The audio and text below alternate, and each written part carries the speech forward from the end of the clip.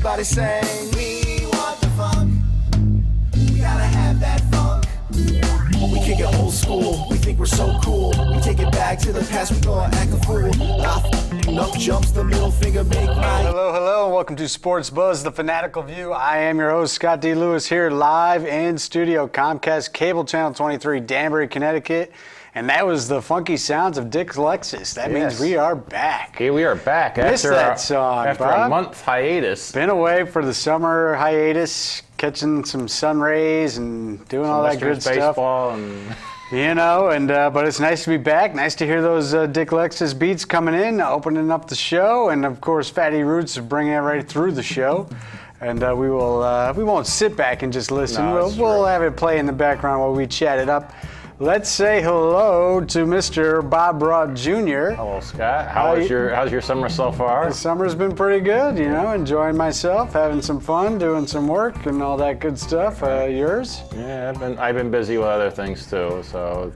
But everything is relatively good in the world, so we will just leave it at that. And today is August 22nd, and we are live until 6:30, 203-792-4101. If you have missed us, if you have missed us and you've been dying to talk to us and been wondering what we've been up to, and you've got some pressing sports conversation you must have, pick up that phone and dial in, 203-792-4101. Open early and often. This still is the fastest 30 minutes in TV Talk Sports, so don't delay. Let's see, Bob, your show, Spotlight On, is still going strong, I'm assuming. It is. Tuesdays at 9 o'clock. Wednesdays at noon. And our director extraordinaire in there, he has returned to continue working with us, Mr. Mike Toohey. His show, Expose Cinema, is Friday nights at 9 and Wednesdays re-airs at 1 o'clock in the afternoon. I hear he's been having our old friend, the evil director Kevin Gallagher, on recently. That's right. Talking to Mr. Gallagher, and football season is coming up, so I have a feeling we might be talking to Mr. Gallagher soon. Yes, I think we will. Because he is a big football guy. So we'll see. Also, Danbury Westerners Roundup is still going strong, even though the season has ended, come crashing down around them. But you can tune in. Our season didn't go the way we planned. Not at all. A complete and utter disaster. But they give it the good old college try, as it were. Yeah. And they can't win it all this every year. They were the defending Western Division champions of the NECBL. They had won the division title 2 out of the last 3 years. Playoffs 3 years in a row. Yeah. That streak is over, as they did not come up with the goods this year. But Westerners Roundup is still airing. We still got some good shows going on. We have one Jack Deering special that is airing tonight, with some other player interviews as well in that show.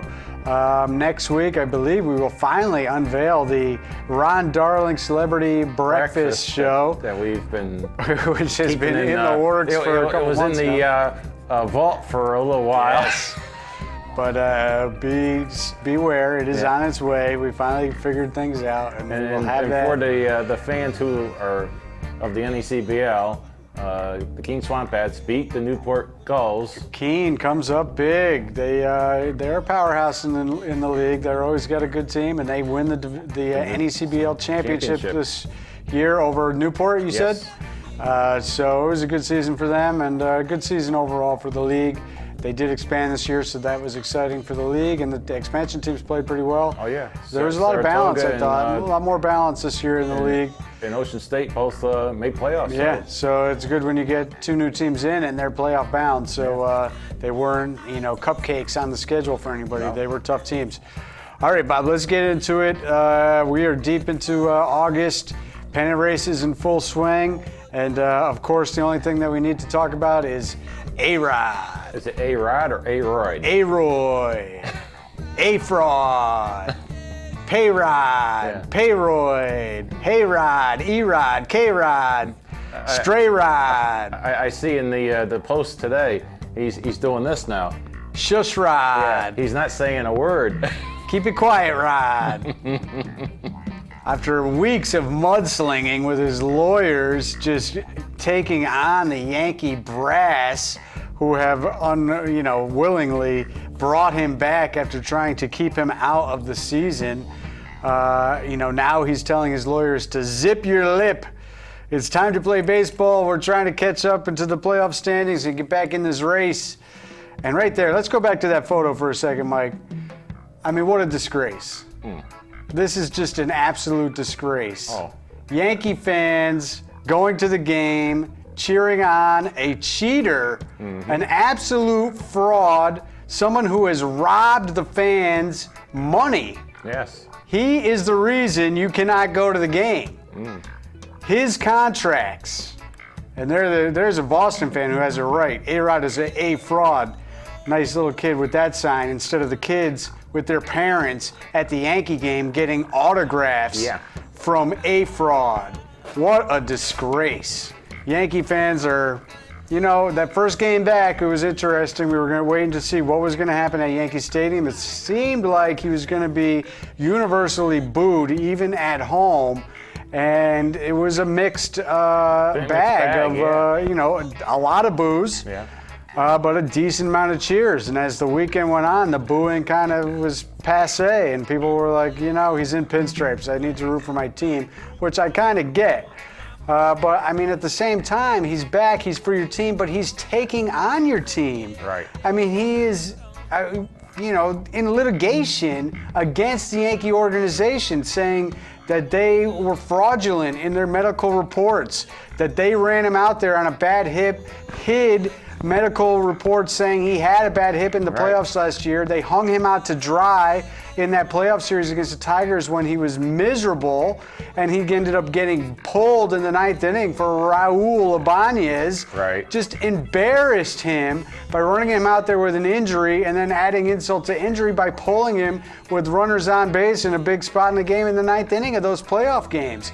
And he's putting that, even though he's publicly saying, no, I'm not blaming Joe Girardi, but Joe Girardi's the manager. He's the one who pulled him. He's the one who's writing out the lineup card. So he's putting that even on Girardi, that the whole thing was this big, huge, controversial thing, that they were intentionally trying to get out from underneath this contract that they signed and they are on the hook for. And he's, suing them. Yeah. He's bringing legal action against the Yankees. And Yankee players, Yankee manager, Yankee fans are backing him. He is going after your team. I mean, it's unbelievable, the scenario that has unfolded here. He's been suspended for 211 games? 200, yeah. Yet he plays. Right. And now the Yankees are winning games. They said they're going to push it off until November, and then we'll work on it from there. The arbitrator is supposed to make a decision within 25 days, so why is it going to take until November for it to happen? Because they want him to play. Because MLB is in on the gig, too. Right. Yes, network ratings have been higher than they've been all year. Yep. The attendance is going up at Yankee Stadium. There's been nobody there. Now people are starting to get interested. They've won 9 out of 11 games. Soriano has been playing well. Soriano was a blessing for them. They picked him up. Ichiro got his 4,000th hit in the two leagues combined, Japan and MLB. They had that going for him. Granderson's back.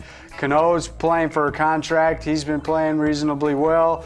They've got balance to the lineup now. All of a sudden, the offense doesn't look as anemic as it had, even though the pitching has still been relatively poor. CC, terrible. Yeah. Pettit, not been so good. Pettit I think Pettit's not going to be back next year. He was definitely retired. Another steroid, HGH, PED user.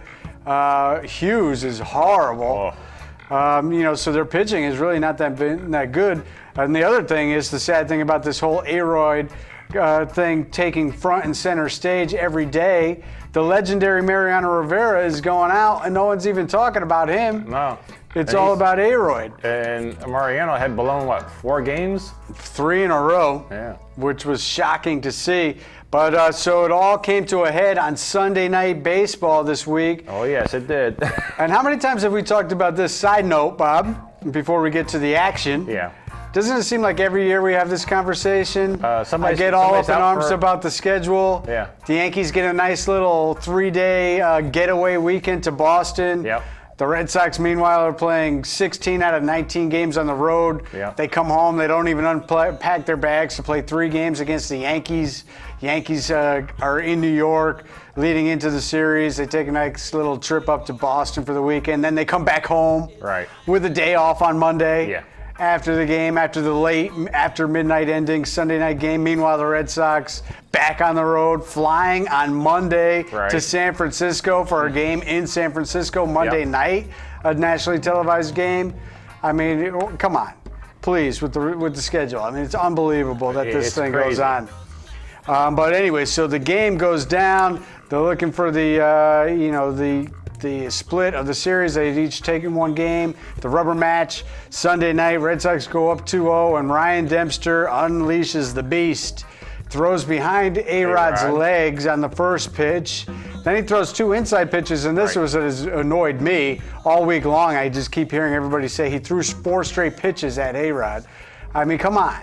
Those second and third pitch were not at him. They were just off the plate. Just around him, you know. They were inside pitches just off the plate. And he was looking to paint the corner inside. Just connected. 3-0 count. He pegs him in the back. Didn't go up high. Hit him around the elbow pad, midsection, whatever. And Joe Girardi blows a gasket, cries me a river after the game. Unbelievable. I mean, really, he was choking up after the game, it sounded like. This close. Came that close, Bob, to connecting with a roundhouse right to the face of the umpire. And, he is the one talking about it'll be a shame if Dempster doesn't get suspended. I'll be deeply disappointed if Dempster doesn't get suspended. You'd have to have your head in the sand with the comments coming out of Boston leading into. What comments is he talking about? Yeah. Everybody around the league has been saying Aroyd should not be playing. He was suspended. 12 other guys have been suspended. They are not playing. Aroyd's the only one appealing. Everybody's saying that. So because they say that they don't understand why he's playing when everybody else is out, that means they're definitely going to throw at him. Dempster hits him in the back. Big deal. When was the last time a pitcher got suspended for hitting somebody on the elbow, Bob? Right. Nobody. Never. Never, ever has that happened. So he's all up in arms. Girardi basically tearing up for his man, Aroyd. Oh, how could they throw at my boy, Aroyd? I mean, they're throwing at him. It's just unbelievable what's going on. After the umpire warned both benches. Warned both benches. That happens in every single game when there's an incident. Both benches get warned. What is this, your first game as a manager, Joe Girardi? Give me a break. Unbelievable. And MLB goes in there, they back him up, and they suspend Dempster 5 games, which might not be such a bad thing because he has no big deal. But still, just the whole implication of it, and people saying, well, they had to suspend him or else it'd be open season on A-Rod.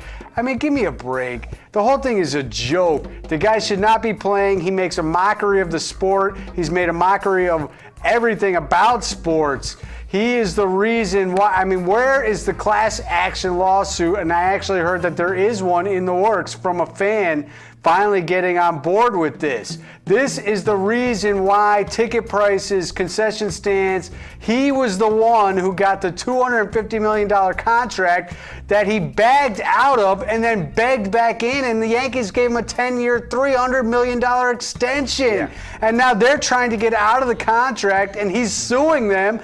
Meanwhile, he's suspended 211 games, and he's playing. Yeah. So what part of this conversation don't we understand? And I'm telling you, Major League Baseball's in on it. They want him playing. They want this thing to drag out because it's attention grabbing. I mean, what? We're 15 minutes into the show, Bob. That's all we're talking about. A-Rod. That's all anybody's talking about. It's unbelievable. And the Yankees, of course, are doing their thing. All of a sudden, they're winning some games, and they're trying to chip away at this wild card. And God forbid the division standings. Red Sox better not fall out. But I mean, the Red Sox and the Rays have been neck and neck. It would not be a collapse if the Red Sox do not win the division. First of all, the Red Sox won 69 games last year, and not expected to do anything this year. They have by many standards, overachieved. They've come together nicely. They've got a great team. For the most part, they've been consistent. They are 7-9 in this stretch of 16 to 19 games on the road, which they knew was going to be a tough stretch. They head to LA tomorrow. They finally got a day off today, and they'll play the red-hot Dodgers, winners of what? Johnny Baseball. 42 out of 50 games they won a stretch of winning, Bob. Unbelievable stretch. Only 3 teams, I believe, in the last 100 years have done that. Won 42 out of 50 games over a course of a stretch of games during the middle of a season. Yasiel Puig, now he is actually entering into the MVP discussion. Right. This guy didn't even start the season in the big leagues. All the talk at the All-Star break was that he should have been on, even though he had played only 30, 40 games. He did not make the All-Star team, but he just continues to do things that are unreal out in La La Land. And the Dodgers winning baseball games at just an unbelievable clip right now. They are looking to be probably the favorite to come out of the National League. The Braves may be right there with them. You cannot discount the Cardinals ever. And how about those Pittsburgh Pirates? Oh, yeah, they've been still holding on, first place, 1 game up on the Cardinals. 1 game up still it is on the Cardinals. Before we go National League, let's stick in the American League and let's get to these races. The Red Sox having troubles with lefties. That's the thing to watch down the stretch. Their offense, which leads the league in runs scored, have been getting shut down lately by lefties. They didn't do well on this road trip. Lost 3 out of 4 to Kansas City. The Royals, who were red hot coming out of the All-Star break, they had won 9 in a row, 19-5. They went in their first 24 games out of the break. Miguel Tejada gets hurt and also gets suspended, and they have gone 1-7 since. Basically, since he goes down. He was part of this whole biogenesis thing, although he took a suspension for a different reason, although it was revealed he accepted that to keep his name out of biogenesis. Why are they making these deals, Bob? Just suspend him for what he was suspended for. I mean, he was connected to the PEDs with biogenesis. Just call him out and suspend him for that instead of getting this contrived story where he's on amphetamines to help him with his, he's got, attention deficit disorder. They gave him permission to use that stuff for 5 years, and that permission ran out. The 5-year permission slip ran out, so he's covering it up. I mean, it's unbelievable. Why do they just tell it like it is, Bob? Ryan Braun still hasn't given his public confession yet. After he came out, 2 years ago, the MVP, suspended, got away with it, didn't get suspended, claimed innocence, ruined the guy's life, who was the guy who had that, the test result. All that stuff. That's out there. Of course, A-Rod called out Francisco Cervelli, leaked his name, his own teammate, and Ryan Braun's name to the press. And Cervelli, he's been hurt. He's been out the whole season. Hurt. So why even? Anyways, back to the standings. I'm sidetracked by this stuff. How about the O's? How's the O's? Orioles have been struggling, but they remain a game up on the Yankees for 3rd place. And they are a game up in the wild card. So here are the standings, Bob. Red Sox 75-54. Day off today. Here's another thing. They played 4 more games than Tampa Bay. They get a day off today. Tampa Bay has a day off today. When is Tampa Bay going to make up these games? Why have the Red Sox played 4 more games than Tampa Bay? They played 3 more than the Yankees. The Yankees are playing today in a rain delay game. Why was there a 3.5-hour rain delay at Yankee Stadium today? The rain stopped in Connecticut at like noon. Yeah, I know. Well, we had a... Gee, what is going on? Anyways, the Yankees are making up a day, so they'll only have played 2 less games. But the Red Sox have played like 3 or 4 more games than most teams in the league. I don't get it. So the Red Sox actually have 1 more loss than Tampa Bay, but 3 more wins. So they're in first place by percentage points. And the Orioles are 5.5 out of the AL East. What's it, Davis for the Orioles is hitting 45 home runs, 46, 45 he's at. He's holding off Miguel Cabrera, who's trying to get the Triple Crown for the 2nd straight year. Cabrera is unbelievable. Every time I turn around, he's hitting a 9th inning home run to win a game. He's really unbelievable. So the AL East, that's it right there with the Yankees 6.5 out, up to 67-59 now they are, trying to catch up. Central Division Tigers 74-52. They had a nice 12-game winning streak. They went on a tear. Indians had fallen behind Kansas City for a little while, but now Kansas City in a slide again. So the Indians back in second place, 5.5 games out, 2.5 games out of the wild card at 69 and 58. Royals 64-61, sliding again. Maybe it has something to do with this Tejada thing, who knows? But they are suddenly not so hot as they were coming out of the break. In the West, the Athletics, who had looked so good, Bob, for most of the season, are now 15 and 16 since the All-Star break, 2.5 behind the Rangers, who went out and got Matt Garza to bolster their pitching staff. They're playing well. I thought the Rangers were going to slide off this year, but maybe they knew something about Josh Hamilton that we didn't. Right. They're playing real well, 74 and 53. So they are right behind the Red Sox and right behind the Tigers for best record. Still, the Sox have the most wins in the American League, so they're still right there. But it'll be tight for that number one seed. Unfortunately for the Red Sox, they're probably going to be the one that's in more of a dogfight for the division, trying to avoid that wild card. The Indians are a little bit comfortable. The Athletics, if they don't get their act together, they're going to, the Rangers are going to get more comfortable. Wild card race, Rays and A's are the top two teams. Indians 2.5, O's 3, Yankees 4 right now. Right. Royals 6.5. Out west, Braves in a race that was over basically after the second week of the season. Well, the when Braves, it comes down the Braves to had a little bad luck last night. Big time bad luck against your Mets, Bob. Jason Hayward gets his jaw broken on a 90-mile-an-hour fastball, hit him in the face. Scary moment. Not good for the Braves. They had already lost Tim Hudson. Now he's out for 4 to 6 weeks. But when they lost Hudson, they won 15 games in a row after that. So the Braves, we had talked about for a while, that 10-1 start. Yeah. That padded their lead in the division. The rest of the division was not playing well. They basically played 500 for a long stretch. Now they go on a 15-game winning streak.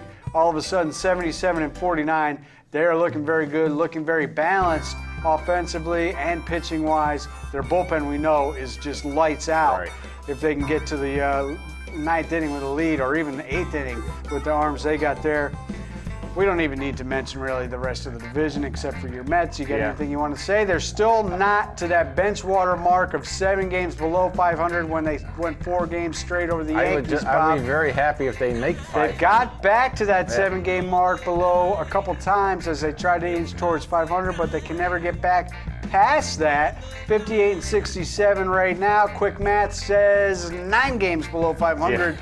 So they still have not got back to that point where they were when they swept the Yankees 4 straight, even though they played better baseball the last month or so. Central Division is where it's at, Bob. Pirates 74 and 52.